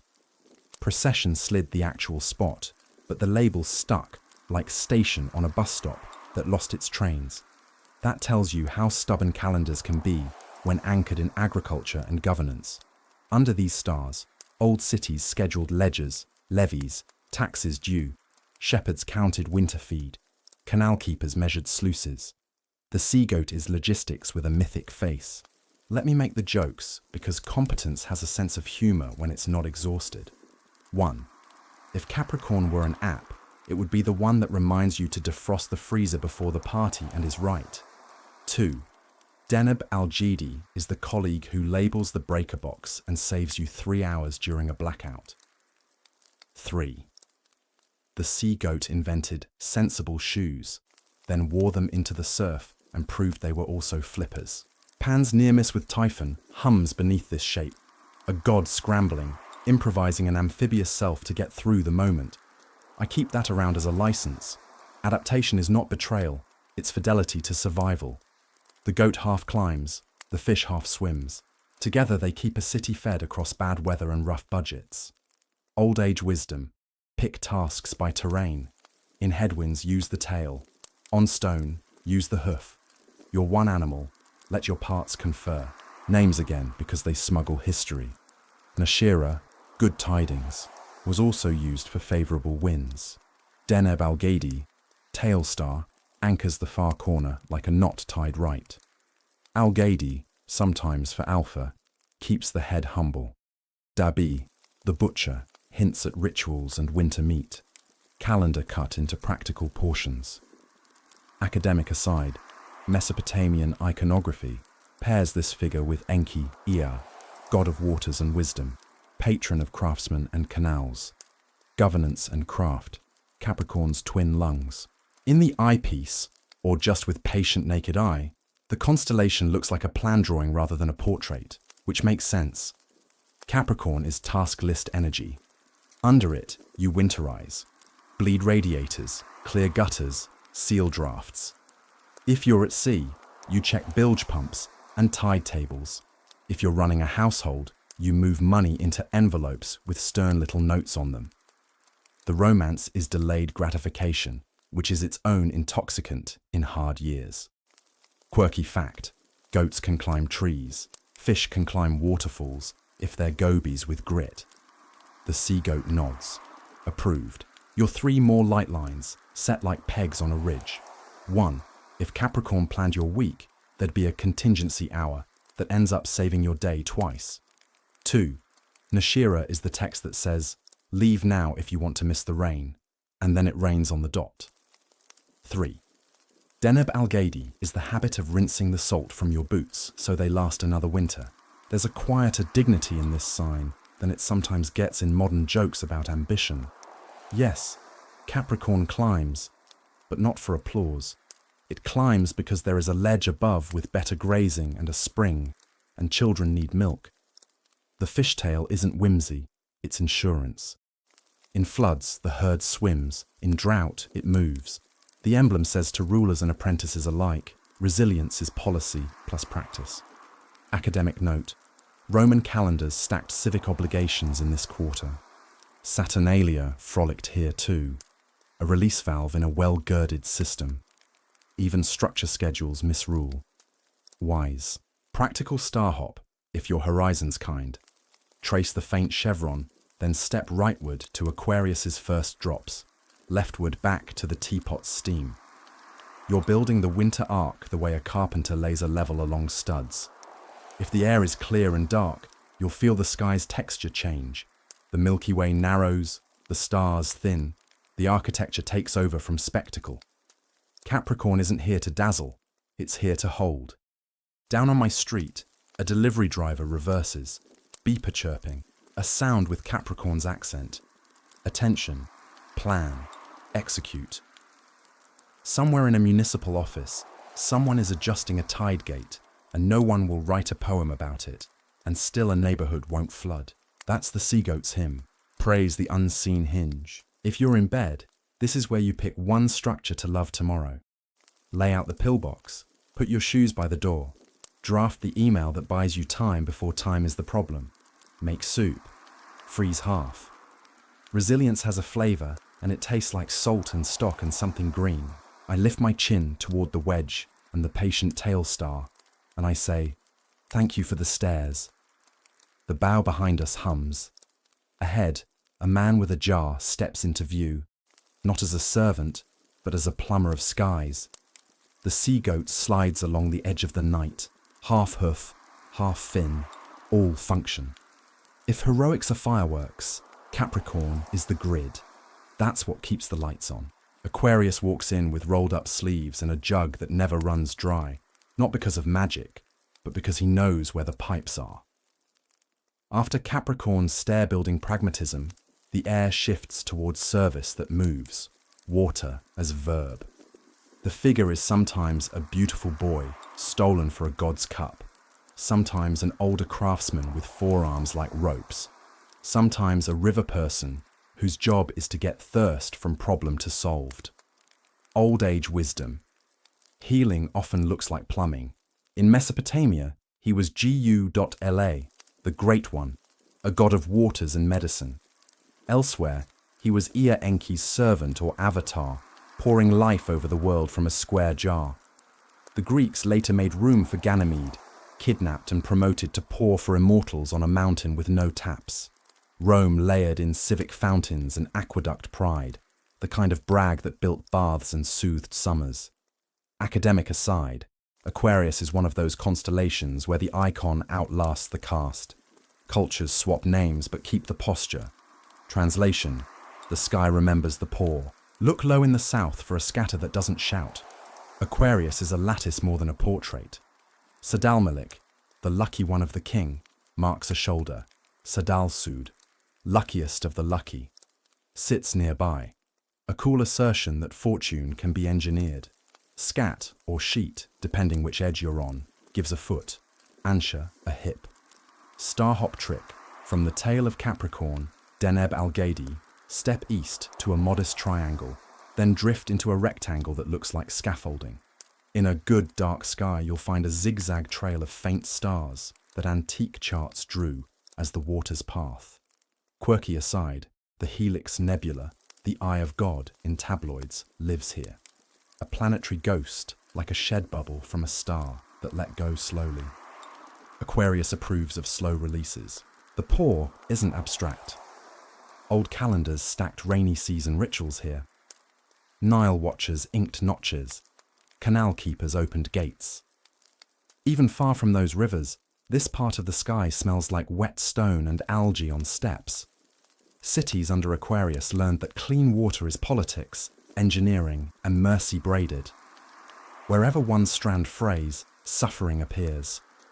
Old age wisdom. Fix the upstream problem and the downstream will brag about you. Jokes set down like coasters under cold glasses. 1. If Aquarius were an appliance, it would be the laundry machine that texts when it's done, so you actually swap to the dryer. 2. Sadal-Sud is the friend with a spare umbrella who insists you take it and is annoyingly right about the forecast. 3. The jar's stream is basically a to-do list turned into gravity, items falling off in order as they're completed. I keep Ganymede in the corner of the story because power steals prettiness as easily as it hires competence. The abduction versions deserve the frown they earn, but I prefer the civic face. Water bearers in processions, guilds of pipe fitters, inscriptions that thank donors for public taps. Academic note: in the Roman world, Aquarius shows up on mosaics with other zodiac months as a person pouring. That icon sat over baths, whose plumbing still works 2,000 years on. Leave signatures on infrastructure, because future people will need to know whom to thank when the tiles outlast the empire. Practical skywalking, from Sad al-Malik up to Sad al-Sud, then down to Scat. You've sketched a torso and a leg. Wander left a bit to find Fomalhaut low and bright, the mouth of the southern fish, a single solitary beacon that drinks the stream in many old maps. That pairing, pour and drink, makes a loop you can feel. Resource and need meeting without fuss. Quirky fact, Fomalhaut has a dust ring and a fickle exoplanet whose story keeps changing, reminding us that not every thirsty mouth is what it first appears. Vet your plumbing. Seasonal work under Aquarius is unglamorous and saving. You check roofs for leaks while it's raining, not when it's sunny and you're brave. You flush heaters. You snake drains. You walk your neighborhood and flag where gutters dump straight onto pavements that become ice. In offices, translate. Clarify processes that always flood in February. Install a form. Teach 3 people to open the metaphorical valves when you're not around. The romance is mutual aid with receipts. Names again, for the taste of old tongues. Sad al-Malik and Sad al-Sud carry luck in title. In practice, their light nudges you toward the kind of preparation that makes luck plausible. Ancha means hip, useful anatomy, while Scat likely tugs at leg, a reminder that carrying water is a full body act. Al-Bali, near the jar's spout, hints at swallower, a star placed where flow becomes intake. Aquarius is vocabulary that refuses to be decorative. 3 more light lines, because the jug is generous. 1. If Aquarius planned your neighborhood, there'd be bottle-filling fountains at kid height and public bathrooms that actually stay open. 2. Sad al-Malik is the call you make to the friend who knows where the stopcock is when your ceiling starts to hum. 3. The zigzag waterline is the route your attention should take across your day. Steady, visible, not hoarded. Down below, the city makes Aquarius noises, radiators ticking, gutters slurping, a late rain starting to stipple tar. Someone drags a hose across a forecourt and watches a sheen of petrol bloom rainbow and then thin. Somewhere else, a council worker opens a sluice, and a playing field will not flood tonight. Nobody will write a lyric about that, and nobody needs to. Service thrives without a spotlight. The academic brain whispers about Saturn, and then later Uranus owning this sign in different astrological schemes, structure and surprise taking turns at the tap. Whether or not you keep that schema, the lesson is legible. Build systems that can accommodate the unexpected. Leave access panels, label valves. Freedom rides on infrastructure. Revolution needs clean water and a plan for bins. If you're in bed, pick 1 leak to fix tomorrow, a literal one if you have it. If not, the place where time leaks from you into the floor. Doom scroll hour, standing invitations to exhaustion, friends who take and don't pour back. Put a valve there. Not tonight. After lunch. I can help on Friday. The water bearer knows that saying yes to every cup empties the jar for the people who need it most. I tip the jug in my mind and let the sound of a bath running soften my shoulders. Fomalhaut winks low like a cat's eye at the edge of a dock. Above, Sad al-Sud keeps its cool counsel. Aquarius pours, not to perform, but to keep streets clean, mouths wet, tempers lowered, bread possible. The sky's civic engineer nods to the next sign, where ropes and ties remind us that flow needs binding too. For now, fill what's empty. Turn off the tap when it's enough. Sleep on the hum of radiators that work. Pisces arrives like a tug on the sleeve in a crowd. Gentle, insistent, asking you to stay with someone who might otherwise drift. After Aquarius's clean pour and municipal grace, the sky braids 2 faint strings that end in small, steady knots. A western fish swimming near the square of Pegasus, an eastern fish lifting along the ecliptic, tethered by a cord that makes a loop you can feel more than see. Old age wisdom. Connection is a tool, not just a feeling. The stories keep slipping like riverlight. In one, Aphrodite and Eros, surprised by Typhon's sudden shadow, leap into a river and take fish shape. Panic translated into survival, and later, grateful, they set their rescuers in the sky with a ribbon to keep them from losing each other in the current. In older riverlands, fish were offerings and calendars, the wet half of a year's budget. In Syria and beyond, Atargatis swam through temples with priests who knew which months belonged to nets. Academic aside, Pisces is a place where Greek veneers are thin.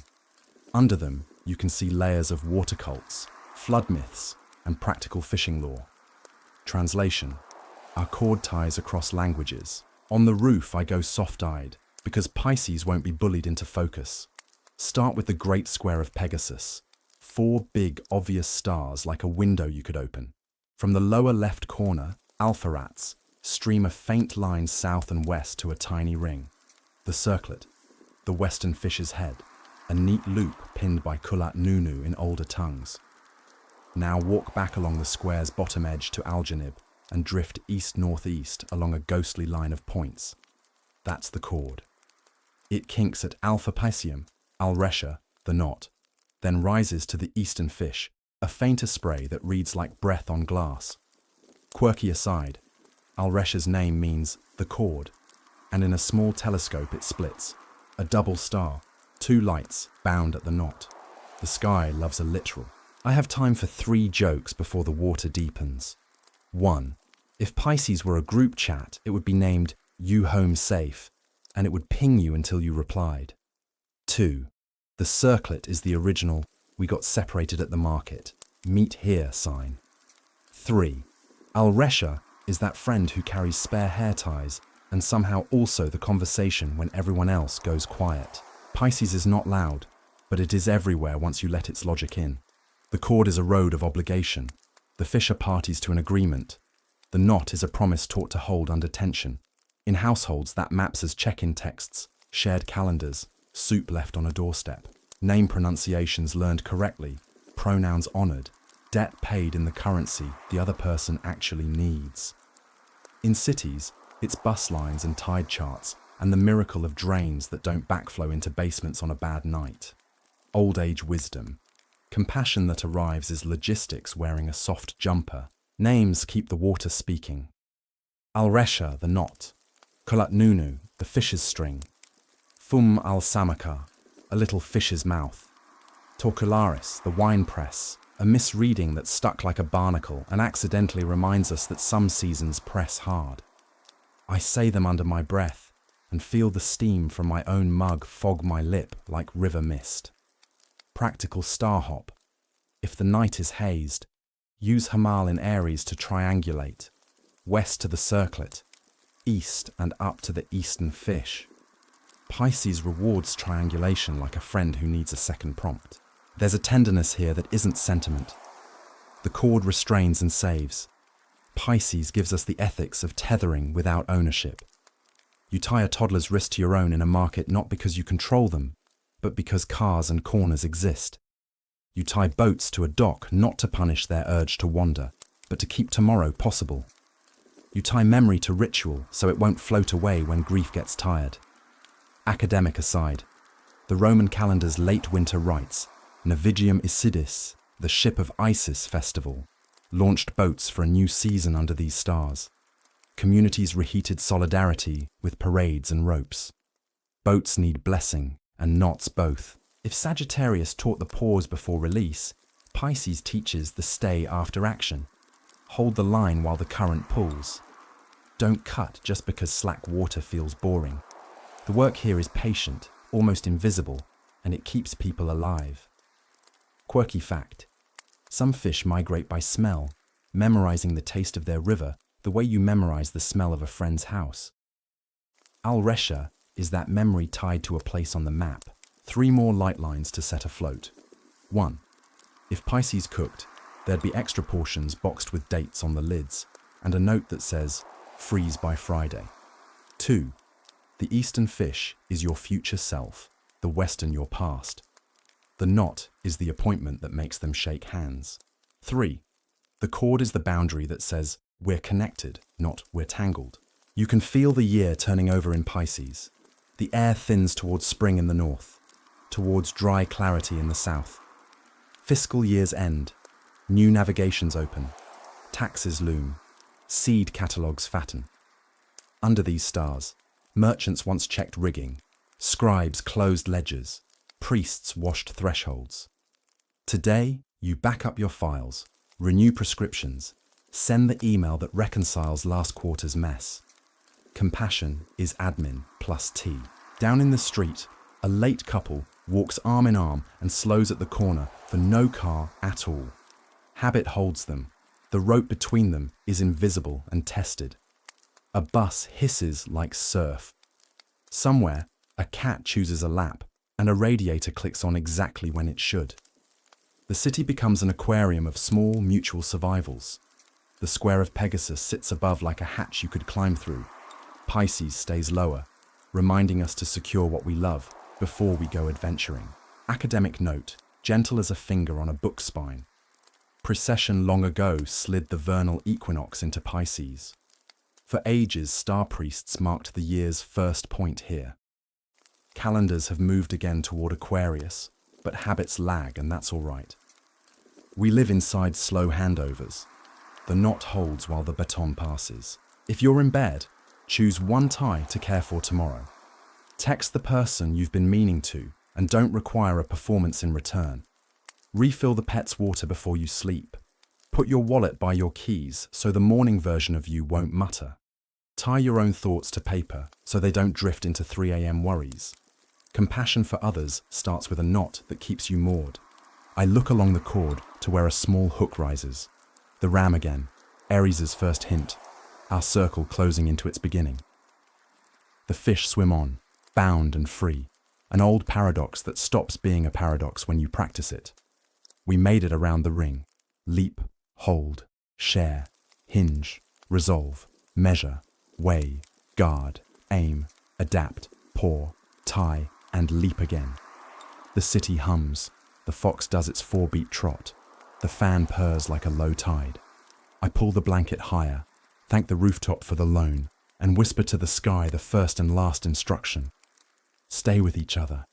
The roof has cooled under me enough that the stone seems to exhale. The city does that late-night shrug. Traffic loosens its jaw. Vents hum like friendly ghosts. A lift cable sings one last note and then forgets its song. Above, our ring lies like a road we've walked and a blueprint we've folded back into our pocket. If you've been here the whole way, your eyes are better than when we started. You've taught them patience, which is the only trick that matters. I look east, where a thin paleness considers its options. Aries is somewhere in that thinking, already setting a hoof to the lintel. The circle closes the way bread does when you score it right, opening along a line you planned with a knife you kept sharp. We have 12 tasks pressed into stars: leap, hold, share, hinge, steady, measure, weigh, guard, aim, adapt, pour, tie. None of them requires belief. All of them reward attention. Academic hat, tipped courteously before I put it away. We've walked through sediment, Babylonian river law, Greek theatre, Roman administration, Arabic star-keeping, medieval gloss, modern streetlight. None of these cancel the others. They layer. If someone asks you who owns the sky, you can say, stewards outnumber owners, and point to a public park where names in different alphabets share a bench. Jokes, final 3 because promises count. 1. If the Zodiac were a workplace, HR would be Virgo, facilities Aquarius, legal Libra, security Scorpio, R&D Sagittarius, operations Capricorn, comms Gemini, leadership Leo, culture Cancer, procurement Taurus, outreach Pisces, and Aries would be the fire marshal who knows where the keys are. 2. If Regulus and Spica opened a bakery, they'd call it Just and Leaven, and yes, you'd queue. 3.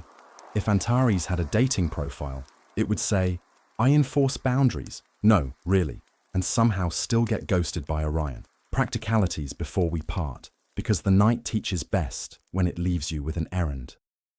Make a sky kit, a cheap pair of binoculars, a hat, a note with a few star names, and a patience you can unfold. Learn your local dark corners.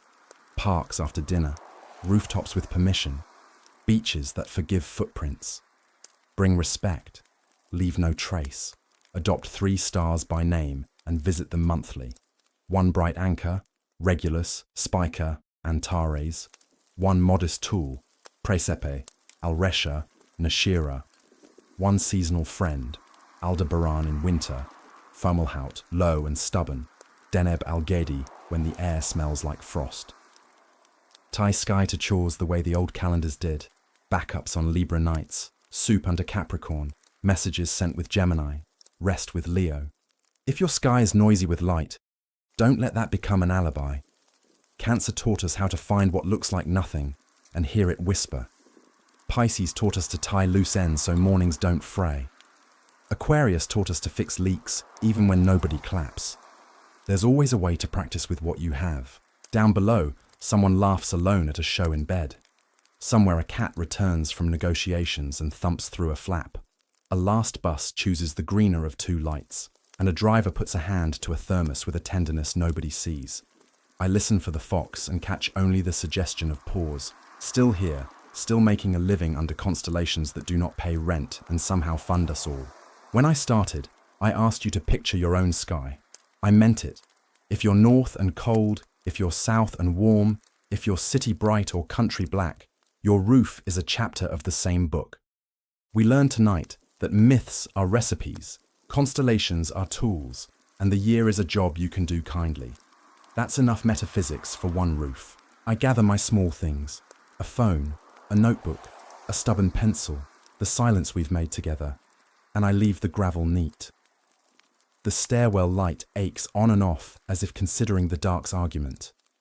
At the door, I look back, because gratitude is also a practice. The ring is a quiet crown over a city asleep on its feet. Good work, I say to nobody and everything. The air tastes like metal and bakery.